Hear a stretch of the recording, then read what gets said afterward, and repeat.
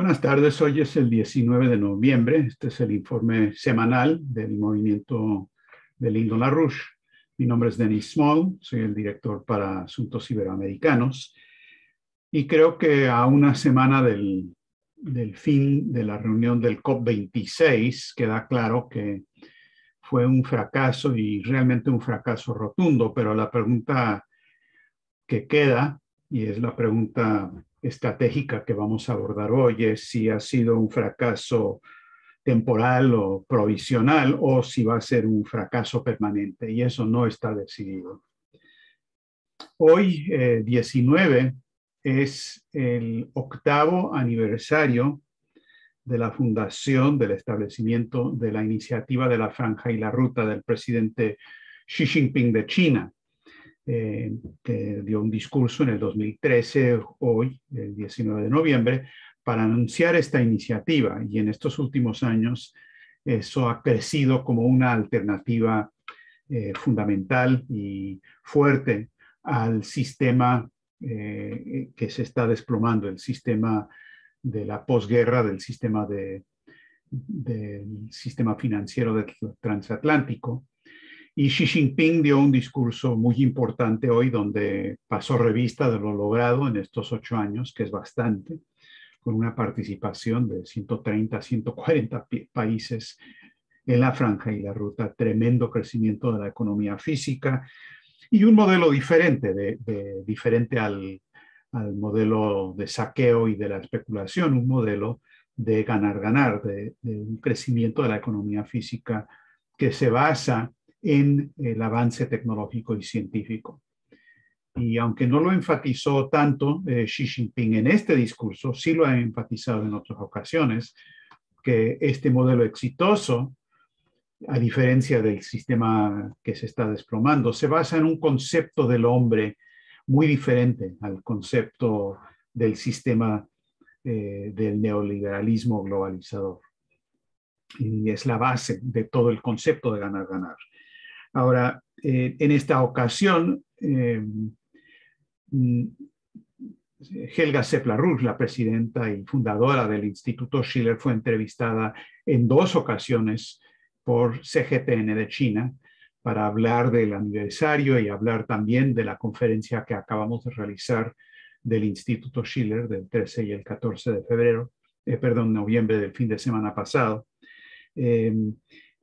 Y obviamente, pues, CGTN se remite a Helga en muchas ocasiones como una interlocutora válida, muy importante en Occidente, de quienes quieren colaborar y no pelearse con China, con Rusia, para llegar a un nuevo arreglo internacional. No nos debe sorprender realmente que hacen eso. Esto ha sido así por algunos años ya. Pero es muy curioso que en una de las entrevistas que le hicieron a Helga, hoy también entrevistaron a un experto chino, un economista, que se llama John Gong.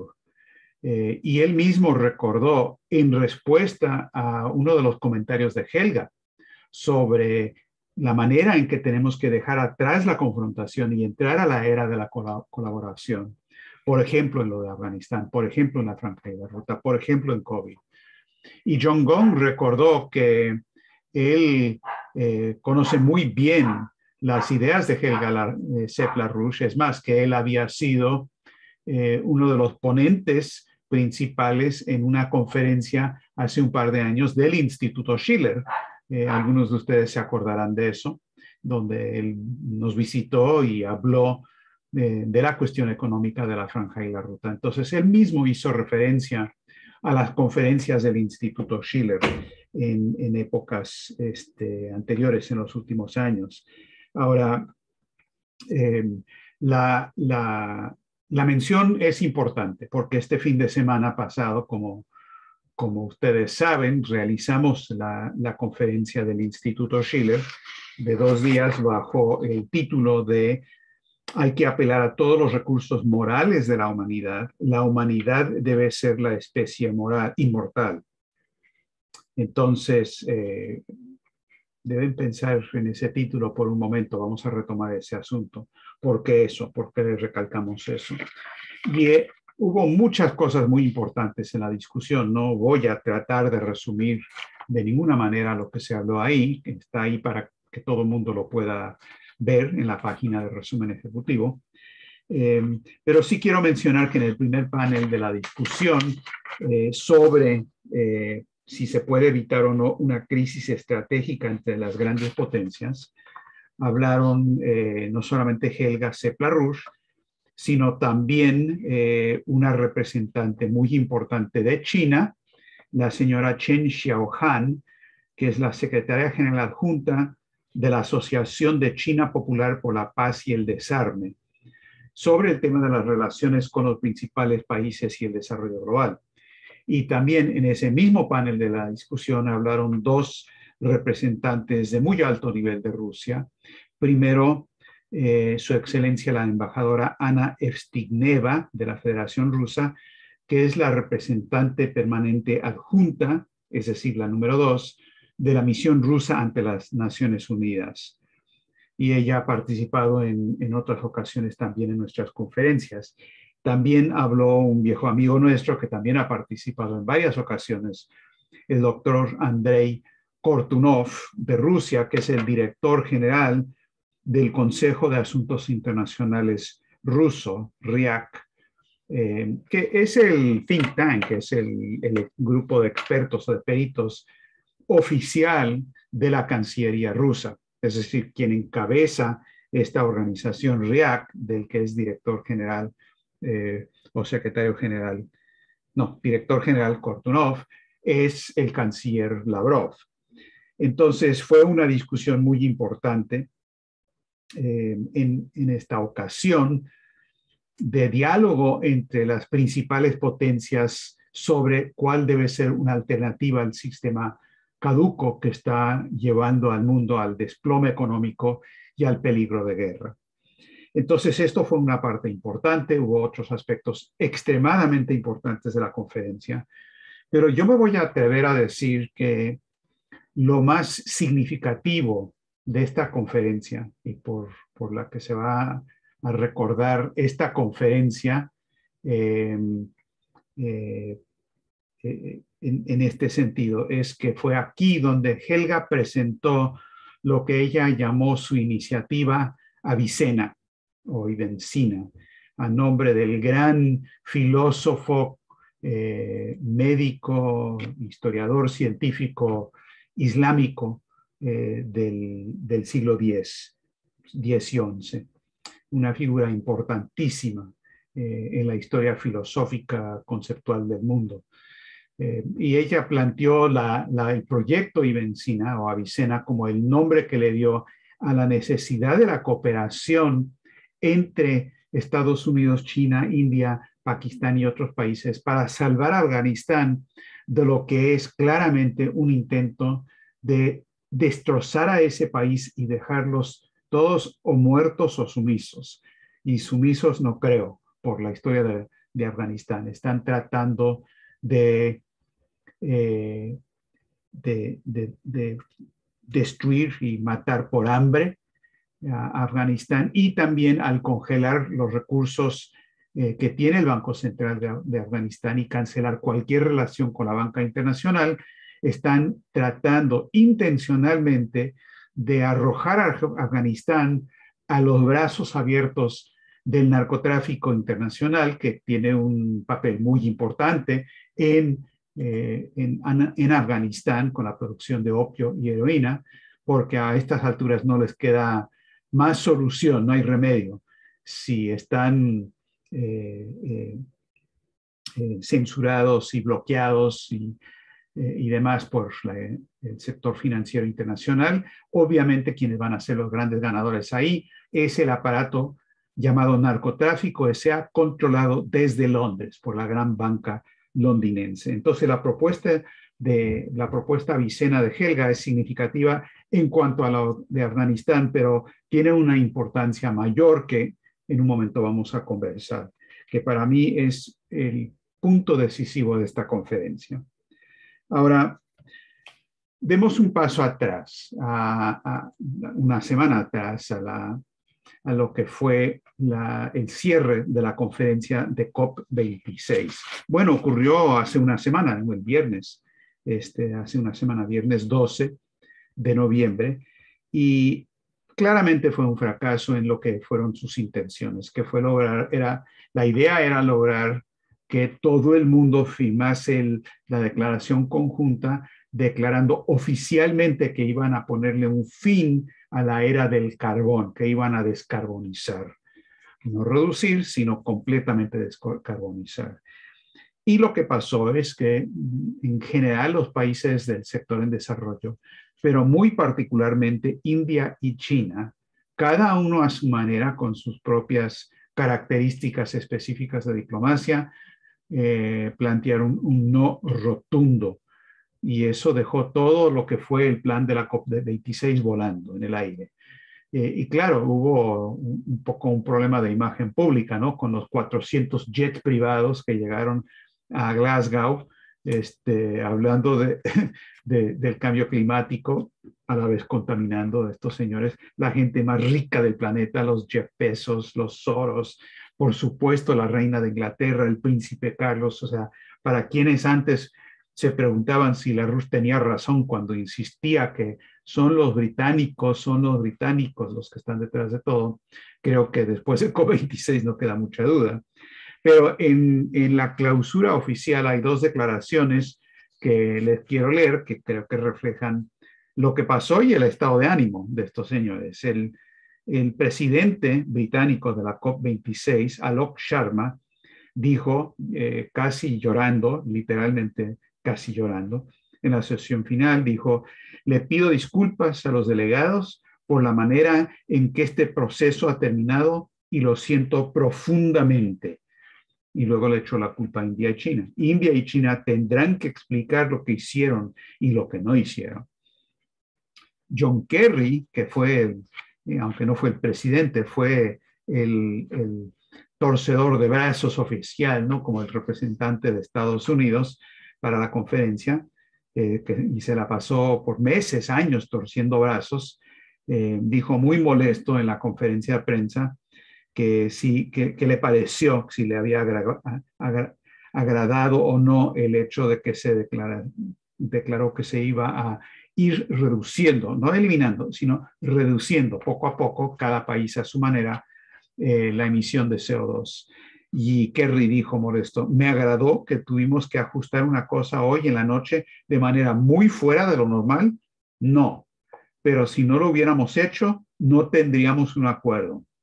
Tengo que aceptar ir reduciendo y llevar la batalla adelante el año que viene. Ahora, también hubo comentarios del lado de China y de India que reflejan lo que pasó.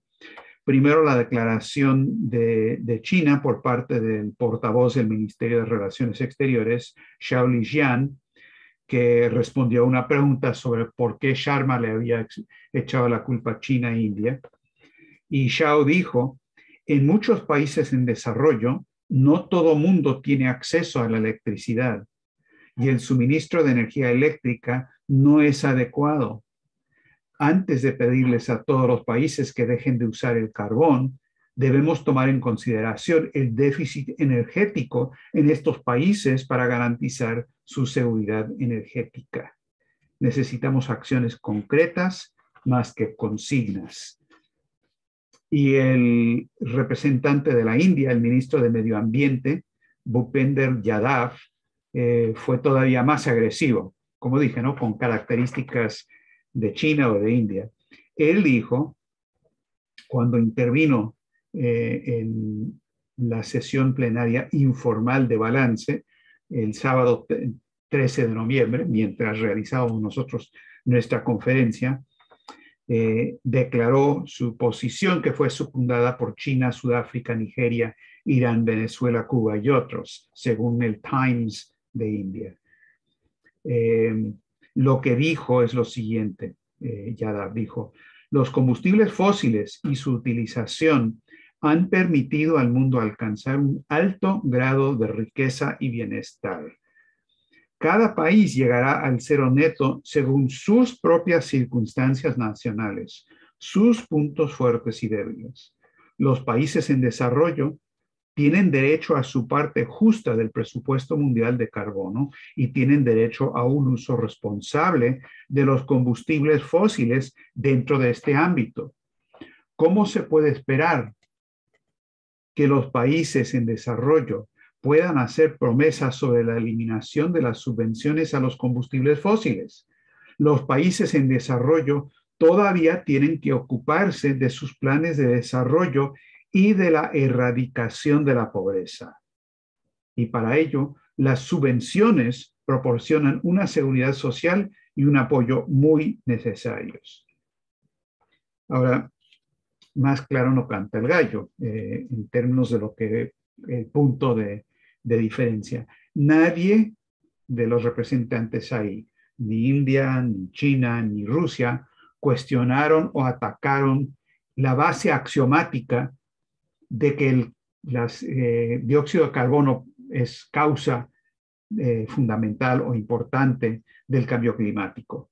Los rusos un poco lo dudan en sus declaraciones y cuestionan y dicen que hay otros factores, pero nadie hizo una crítica axiomática total fuera del Instituto Schiller, y eso es lo que se logró en el tercer panel nuestro, por parte de una docena, no, una docena no, pero 8 o 9 científicos de alto nivel de muchas naciones del mundo, explicando la ciencia verdadera del cambio climático, que no es lo que dicen de la CO2.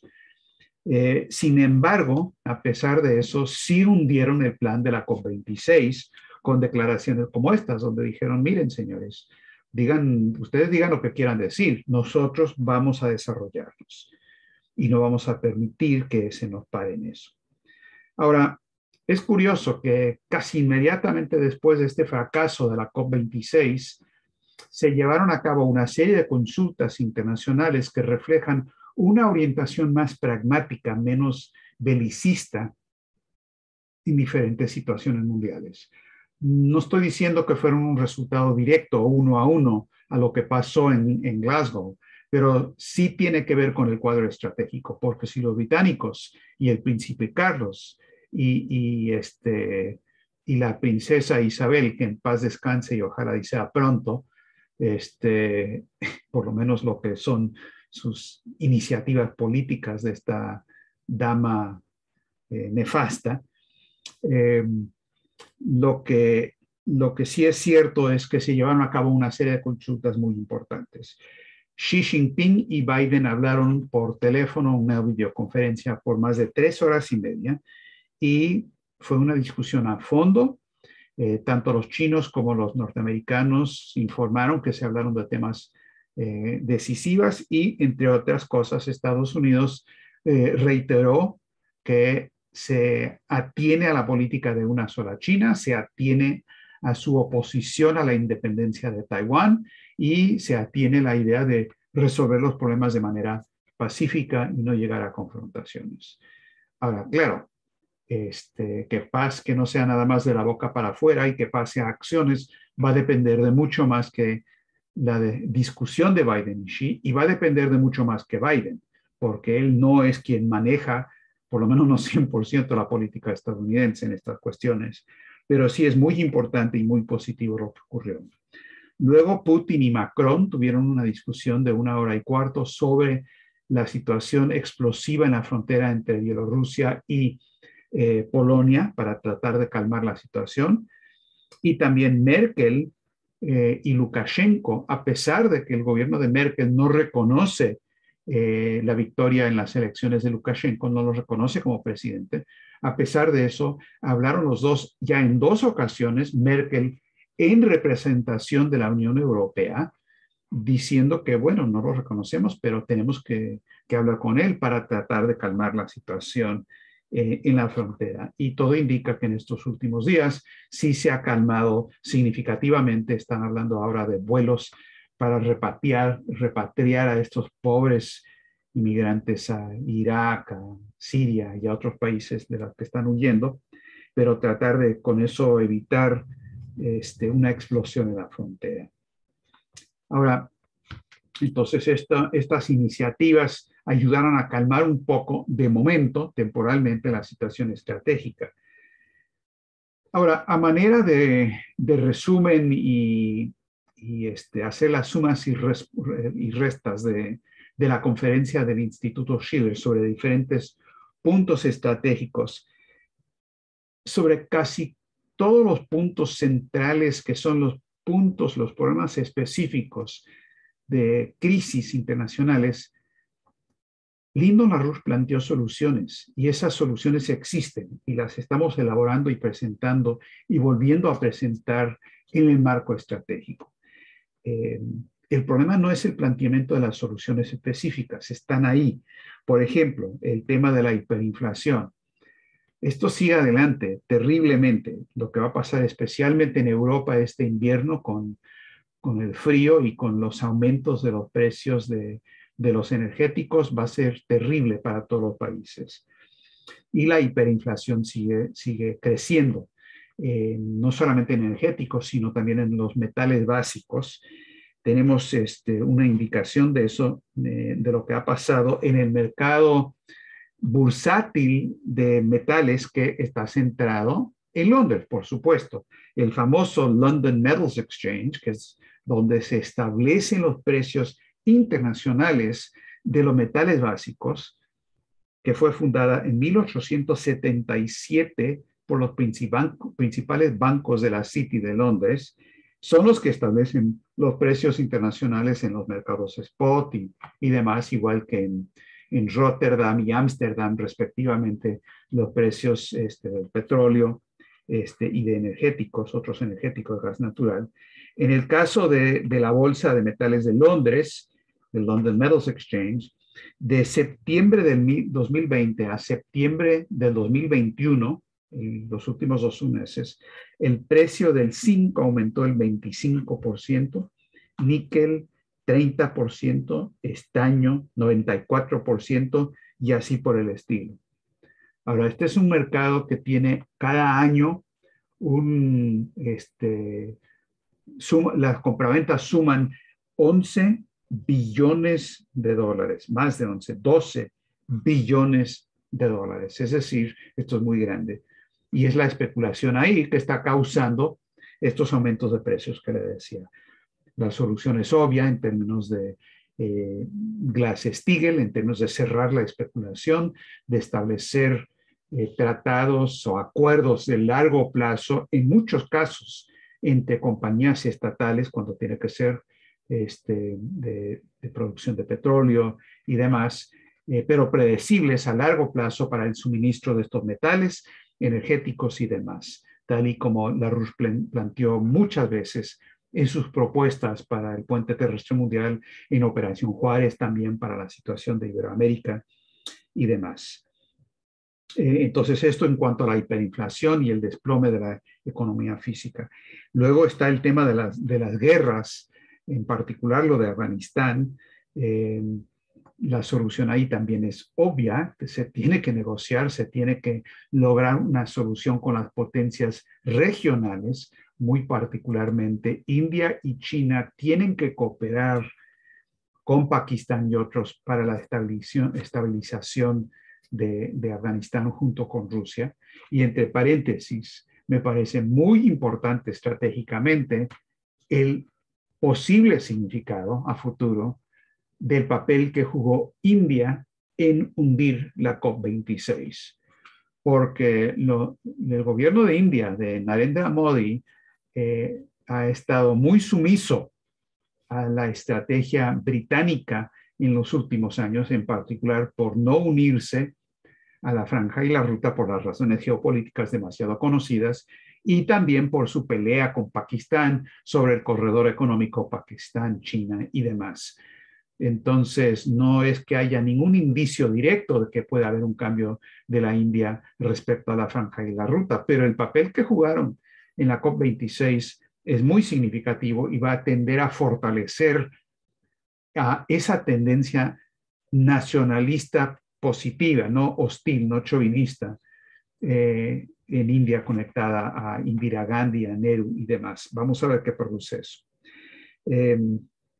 Pero en fin, lo de Afganistán sigue siendo un peligro total porque, bueno, es más que peligro, están destruyendo ese país. Hay días y semanas nada más para que le llegue la ayuda necesaria. Rusia ya ha empezado a enviar aviones con ayuda médica y también alimentos y demás, pero Estados Unidos y Europa siguen alegremente congelando las reservas del Banco Central de Afganistán, cuando eso es algo que se tiene que usar y se debería descongelar todas las relaciones de Afganistán, independientemente de si nos guste o no el gobierno de Talibán en Afganistán, pero no se resuelve los problemas que sí tiene el Talibán. Y el problema principal que ellos tienen no es una cuestión de su ideología o de sus creencias religiosas, todo eso se puede resolver. El problema principal de Afganistán es el narcotráfico. Y lo peor que se puede hacer para Afganistán es poner el torniquete al flujo de finanzas internacionales, porque eso los va a impulsar absolutamente a los brazos, a las garras de narcotráfico, etc. Entonces, las soluciones ahí son evidentes y obvias. La cuestión de COVID, bueno, la pandemia se extiende, las soluciones también están planteadas. China lo ha logrado. La RUS décadas atrás ha planteado lo que se tiene que hacer. Cuando uno examina con una cabeza fría, viéndolo desde una perspectiva global, casi como si uno fuera una persona que llega y visita de otro planeta, de otro sistema solar, y mira lo que está pasando en el planeta Tierra hoy con lo de la pandemia. Esos extraterrestres se estarían rascando la cabeza, si es que tienen cabeza para rascarse, pero obviamente tienen mente, si no, no estarían llegando acá, pero se están rascando metafóricamente su cabeza y se están preguntando, pero ¿cómo es posible? A ver, se ha demostrado que se pueden construir hospitales en 2 semanas. No es por algo genético de los chinos, es por crédito dirigido y un compromiso. Está demostrado científicamente, viendo los resultados nada más, que hay vacunas que son extremadamente eficientes en parar lo que está pasando con el COVID, y sin embargo se han creado movimientos un poco incomprensibles de gente que se opone a las vacunas, que no deben ser compulsorias, que no debe haber mandatos, que no se puede imponerle a la gente que se vacunen porque eso es una limitación de su libertad. Y estos individuos extraterrestres se deben estar preguntando, bueno, ¿y cómo es entonces que en Estados Unidos, en Chile, en países europeos, casi todos los países latinoamericanos también, se exige una serie de vacunas para los niños antes de que entren a la escuela? Y hay vacunas obligatorias, según lo que yo vi últimamente, para difteria, tétanos, tosferina, polio, sarampión, paperas, rubéola, hepatitis B y quizás otros también. Y si uno estudia la historia de estas epidemias y pandemias, pues las vacunas obviamente han sido fundamentales. Sí, históricamente han habido dificultades en lugares, y también fiebre amarilla, gracias, y también meningitis, me están aclarando. Claro, todo eso. Y es muy obligatorio, porque si no se hace eso, obviamente uno no está decidiendo por cuenta propia. No, es que yo tengo derecho a contagiarme de meningitis. No, eso es contagioso para con otra gente. Entonces, la libertad individual reside en el aporte del individuo al desarrollo de la sociedad, no es algo contrario a esa sociedad.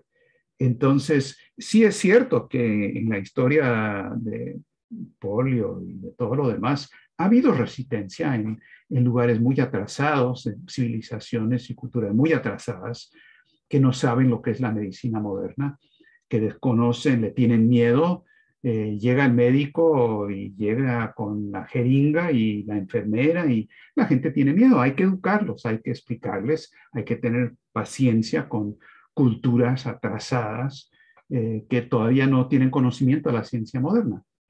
Pero estos extraterrestres seguramente, yo me siento extraterrestre aquí en Estados Unidos, me rasco la cabeza también y me pregunto, ¿cómo es posible que millones y millones de personas estén proclamando su libertad para actuar de una manera anticientífica, suicida y homicida. Y esa es la verdad. Eso es la verdad de lo del COVID. El problema que tenemos con COVID, y lo tenemos también con las drogas, no voy a entrar al tema, pueden ver la ponencia que hice en la conferencia, pero es lo mismo, la legalización de las drogas que está ocurriendo hoy. El tamaño del narcotráfico SA es el triple de lo que era en términos de dólares a principios de este siglo, y se está hablando de legalizar. Precisamente la droga destructiva que se llama marihuana, cuya potencia en THC es 4 o 5 veces más de lo que era hace 20 años y que ha sido la droga que ha abierto el camino a la expansión de todo lo que es narcotráfico SA. Y es absolutamente destructivo y es conocido científicamente, y los argumentos para la legalización vienen de los George Soros y los que se benefician financieramente del narcotráfico y se benefician de la destrucción de la cultura de la gente, de su capacidad de pensar. La mitad del dinero de narcotráfico SA viene de la venta de la marihuana a nivel internacional. Y pues los mismos argumentos de los que se niegan a vacunarse, diciendo, no, yo tengo el derecho individual a voy a incendiar y voy a freír mi mente para que no funcione. Bueno, me perdonas, pero tú, muchacho, usted, señora, usted, señor, no tienen derecho a ese tipo de suicidio, porque su aporte a la sociedad es fundamental. Usted no tiene derecho a suicidarse. No hay derecho al suicidio bajo ley natural, ni en la forma de no vacunarse, ni en la forma de consumo de drogas. Entonces, me uno a esos extraterrestres que dicen, señores, aquí lo que tenemos es un problema cultural. Tenemos un cambio de paradigma cultural. Tenemos algo que es lo subyacente, la causa que permite que ocurran. Y ahorita vamos a ver esto, porque van a haber protestas. Algunos de ustedes van a protestar lo que acabo de decir. Si no lo dicen en voz alta, lo van a estar pensando. Aunque si lo quieren decir en voz alta, bienvenidos. O sea, yo no estoy tratando de parar la discusión, ni de los que están participando activamente ahorita o los que van a ver esta presentación archivada. Pero van a protestar vehementemente, con vehemencia en contra de lo que dije. El problema es cultural. Hemos pasado a un paradigma cultural de pesimismo respecto a lo que es el ser humano y la capacidad de su mente. El problema es que la gente ya no tiene una cultura clásica, no tiene una educación clásica, no se consideran así seres hechos realmente a imagen y semejanza de Dios. Lo dirán de la boca para afuera. Pero Avicena es, entre otros, quien fue una de los que llevó el concepto de la Grecia clásica de Platón, enemiga de Aristóteles, pasando por el renacimiento islámico con su concepto del existente necesario, al renacimiento dorado europeo con Cusa, con Leibniz y demás. Entonces, cuando Helga dio su clase sobre Nicolás de Cusa, estableció la pauta necesaria de acción política, que no puede ser menos que ese nivel cultural y filosófico. Cuando junto con Gus Berkow de Clintel planteó la declaración de hay que despertar ya, este llamado en contra de la COP26, lo estableció a ese nivel del concepto del hombre. Y con el planteamiento sobre Avicena y el proyecto Avicena, está planteando un principio universal, un principio físico, filosófico universal, que tiene que ser la pauta que sigue nuestro movimiento y que logramos que la sociedad entera siga, si no, no vamos a poder resolver los problemas específicos, ni de la economía, ni la hiperinflación, ni COVID, ni drogas, ni nada.